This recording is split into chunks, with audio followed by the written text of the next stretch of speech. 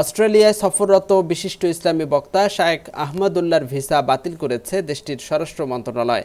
ইহুদি বিদ্বেষী এবং উস্কানিমূলক বক্তব্যের অভিযোগে রোববার তার ভিসা বাতিল করা হয়। সিডনি ভিত্তিক সংবাদ মাধ্যম দ্য ডেইলি টেলিগ্রাফের প্রতিবেদনে এই তথ্য জানা গেছে।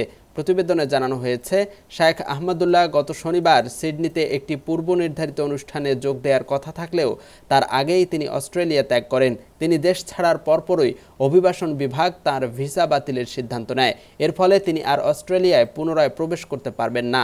চলতি সপ্তাহের শুরুর দিকে তাকে দেশটিতে স্থায়ীভাবে নিষিদ্ধ করা হবে কিনা সে বিষয়েও চূড়ান্ত সিদ্ধান্ত নেবে দেশটির স্বরাষ্ট্র দপ্তর।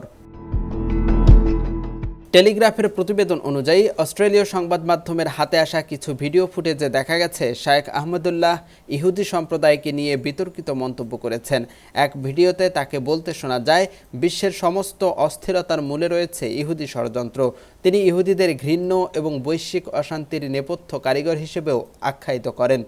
অস্ট্রেলিয়ার সহকারী অভিবাসন মন্ত্রী ম্যাট থিসলথওয়েট এক সাক্ষাৎকারে বলেন, অস্ট্রেলিয়ায় ইহুদি বিদ্বেষী বা ইসলাম ভীতি ছড়ায় এমন কোনো ব্যক্তির প্রতি আমাদের বিন্দুমাত্র সহনশীলতা নেই।